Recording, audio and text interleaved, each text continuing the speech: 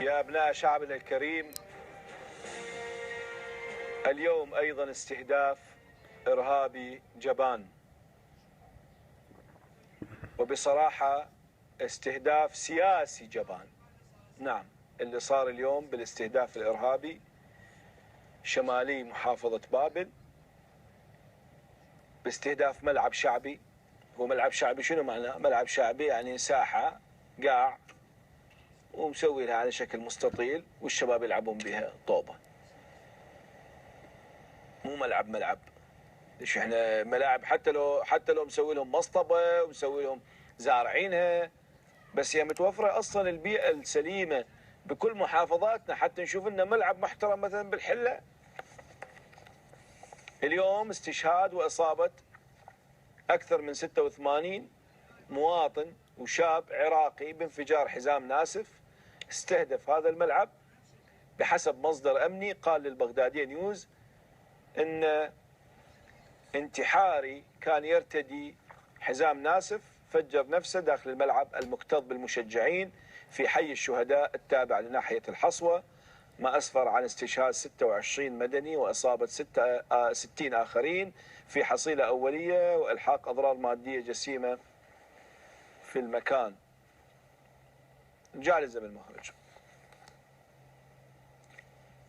رجال أبويه،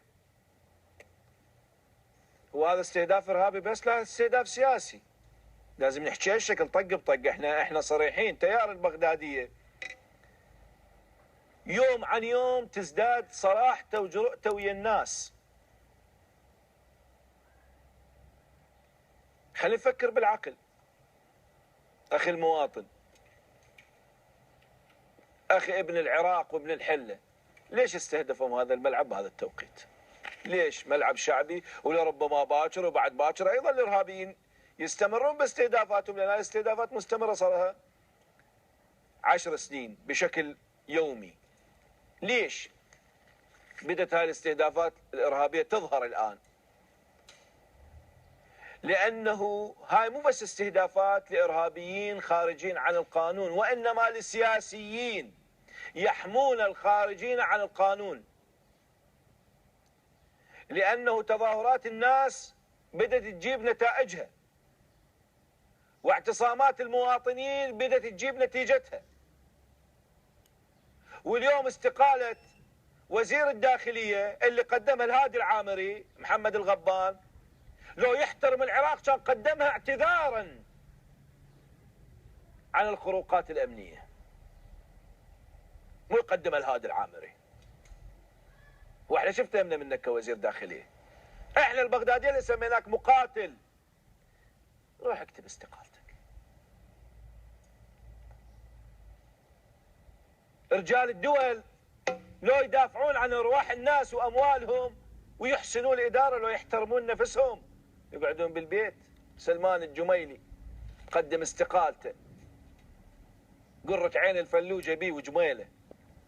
فلوجه المحاصره عبالنا استقال لانه كان يقاتل على سواره حتى يطرد الدواعش ويفك الحصار عن اهلها. طلع مستقيل لانه يدري اسمه. الناس اذا دخلت الخضراء الغبراء همين، اذا دخلتها باكر او عقب باكر او هالليله يدري بنفسه لازم ينهزم، مثل ما انهزم نور المالكي لطويريج، ومثل ما انهزم صاحي المطلق العمان. نعم، هاي مو خروقات امنيه، هذه خروقات سياسيه. السياسيين اللي يرعون الميليشيات ويرعون الارهاب بدأوا بحملة الانتقام من المواطنين، وبدأوا بهاي الصيغ. نور المالكي على قناة نفاق يحذر من دخول البعثيين بين المعتصمين على أسوار الغبرة. هسه منو سيد مقتدى طلع بعثي؟ هسه شنو تشتغل بدمشق؟ هويتك تدخل بها سوريا شيني؟ وهذا التحريض شنو معناه؟ معناه انتم جاي تعدون الى استهدافات ارهابيه تستهدف المعتصمين او المواطنين سواء ببغداد او كل المحافظات. هالشكل قريناها ولازم نقراها صح. يا عراقي لا تقراها غلط بعد، اقراها صح.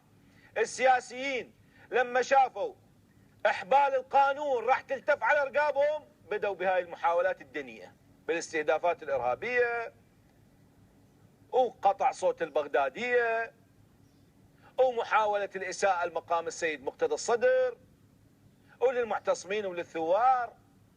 كلها وراها سياسيين هاي الحملات. واللي صار بالحلة اليوم أو بالحصوة أو بكل مكان من بغداد والمحافظات مثل ما صار سوق مريدي وراها سياسيين قاعدين بالغبراء.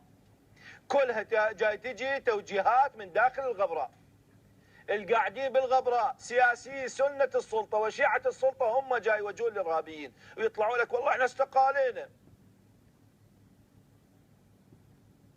استقالت على شنو ابويا؟ تعال كشف حساب. عادل عبد المهدي انهزم ومحمد الغبان همين انهزم. يعني محمد الغبان اخوه هو اللي